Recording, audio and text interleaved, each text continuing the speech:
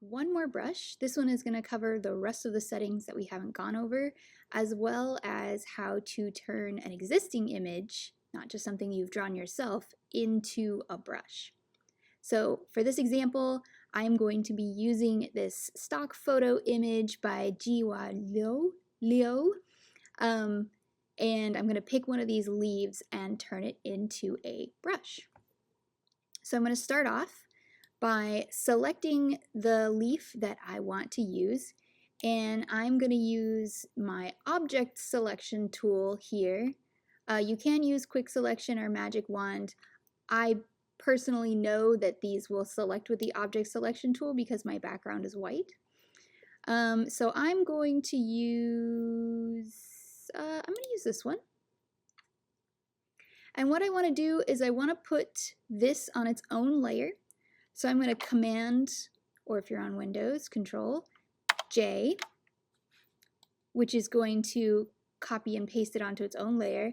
And I'm just going to hide the background because I don't need that anymore. Now what I want to do is I want to crop my image down so that it just includes my leaf.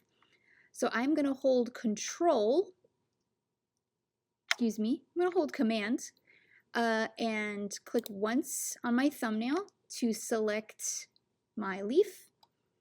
Then I'm going to come over here to the crop tool and I'm going to hit enter once and hit enter again. And that is going to crop the whole canvas down to just include my leaf. Now if I zoom in here to 100%, you'll see that this is the size of my leaf. Now, if I just captured this right now as a brush, I would get an okay brush, but it won't be exactly what I want. So I need to make some adjustments first. So I'm going to go to Image, Adjustments, and I'm going to start with Hue and Saturation. For my hue and saturation, I'm going to turn my saturation all the way down to -100, which will make it full grayscale. And I'm going to turn the lightness down a little bit. For these green leaves, probably -50, maybe -70. No, it's too dark. Let's do -40.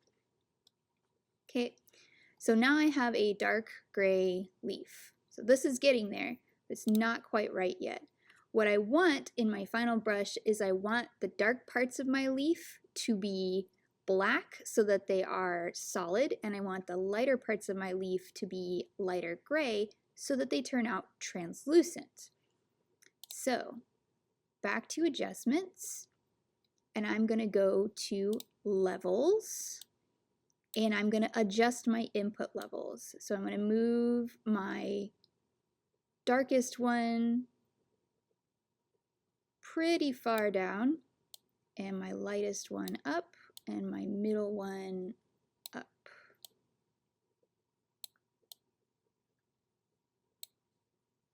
So all of these places that are dark are going to be more solid in my brush, and all of these places that are light are going to be more translucent. So I'm going to click OK. This is what my brush is going to look like. I'm going to go to Edit, Define Brush Preset, and I'm just going to call this Leaf.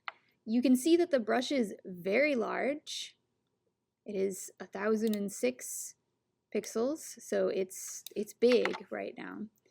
I'm going to go over to this empty page and do one stamp for you in black so you can see what it looks like. So there's my leaf. It's basically almost identical to the photo if we zoom into 100% here or thereabouts. It's got some jaggedy edges because of the way that the brushes work, but that is my brush. So I'm going to clear that, make a new layer here. So I'm going to adjust some of my brush settings here. Specifically, I'm going to start by changing the brush size. I'm going to do a 200 pixel brush, and there's my stamp for 200 pixels. And now I'm going to go in and start playing with my other options. So we've gone over spacing. Obviously, I'm going to increase the spacing here. Shape dynamics, I want a little bit of size jitter, so I have some small and some larger ones. I want to change my angle jitter all the way up to 100, so they rotate. And I'm going to change my roundness jitter maybe a little bit so that some of them look like they're facing different angles. Scattering, we want to scatter. Count, we could maybe bring the count up a little bit, and now we're getting this leaf pattern. Now let's talk about some of the other options here. Let's talk about color dynamics. So right now, my brush is set to black, but I'm going to set it to a nice green color here. Oh, sorry. Set it to a nice green color here, and we'll zoom in so we can see this a little better. Now, if I use my brush, I get these nice green leaves, but they're all the same shade of green, and they're all the same hue. One of the things that we can do here, and I'm going to reset these all. One of the things we can do here is we can have the brush shift in hue, saturation, and brightness either each time we use it or each time it places a stamp by using color dynamics. So let's start with hue jitter. With a hue jitter at 0, it's going to keep the exact color that I already have. As I increase my hue jitter, let's say 50, now each time I use it, it's going to choose a color that is within 50% distance of my original color. So it's going to be analogous colors or close to analogous colors. If I bump my hue jitter all the way up to 100, every time I click, I'm going to get a completely different hue.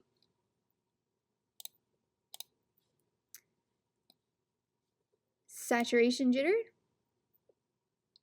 This is going to decide each time I click, it's going to choose a different level of saturation. If I bring it all the way up to 100, I could get anything from super dark, or excuse me, super pale, low saturation to super rich, high saturation. And brightness, I could get anything from super bright to super dark in any of the hues or saturations that I have already selected.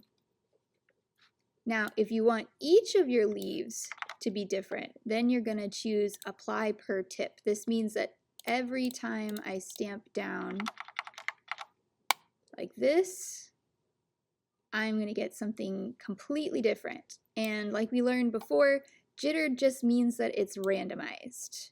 So with full randomness on hue, saturation, and brightness, I could get anything from a white leaf to a black leaf to any color at any saturation in between. I'm going to use a lower hue jitter, brightness and saturation, keep these around here, and do apply per tip here. Choose a richer green. And now I have all these different colored green leaves. So that's color dynamics. I'm going to turn that off for this part. And let's talk about some of the others. So dual brush, which you probably won't use very much with something like this, will allow you to apply a different brush tip to your brush. So if I choose like this chalk brush, then I get a chalk brush texture, sort of. It's basically using the chalk brush to stamp down my leaf shape, kind of combining the two of them together. Not really ideal for this type of brush. You can see that it creates the edges of the other brush. Could be cool with other types of brushes. Transfer is not going to give us anything, transfer is going to give us something. Transfer is going to control the opacity. So if the opacity and the flow, we don't have pin pressure. So the only thing we can do here is randomize the opacity of each leaf, or randomize the amount of flow. And flow in a brush is basically how hard you're pressing down, how much paint comes out of your brush as you press down. If we had styluses, or if you have a stylus, you would control these with pin pressure, and it would make it so that the harder you press, the more opaque it gets, or the harder the flow is. So that's transfer. Brush pose is entirely going to be based on stylus tilt, so we don't have styluses, so we're not going to look at that. Noise, wet edges, build up, smoothing, and protect texture. These are all on-off options. We've done wet edges before. This is where it makes the edges darker and the interior more watery, like a watercolor sort of thing. Build up is going to change the,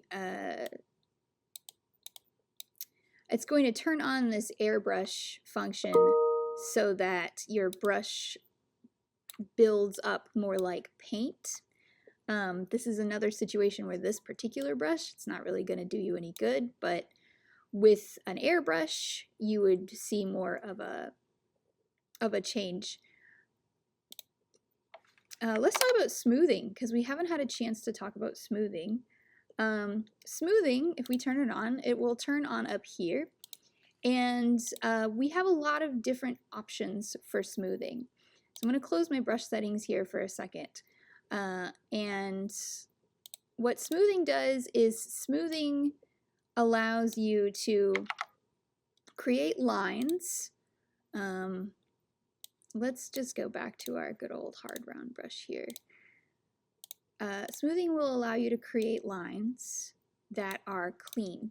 So if I turn my smoothing to 0 and I just try to draw a line with my mouse, that's what my line looks like. If I turn my smoothing up to 100, you can see that it smooths out the edges of my line a lot more. Oops, sorry. And you can choose different options for smoothing that can change how you control the smoothing itself. So here is our smoothing options.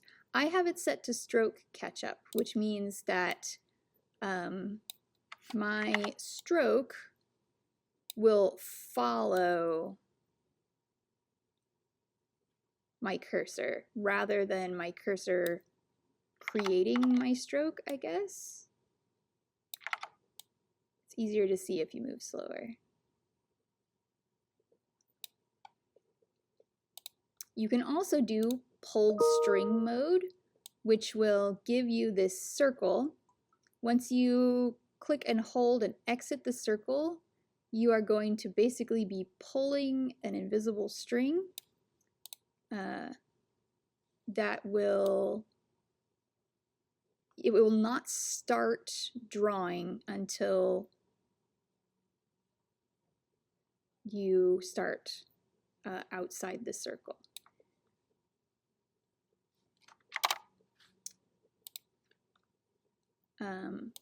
If I do stroke ketchup, but choose ketchup on stroke end. Yeah, I can click, I can click and hold it and it will catch up to where I have stopped my cursor versus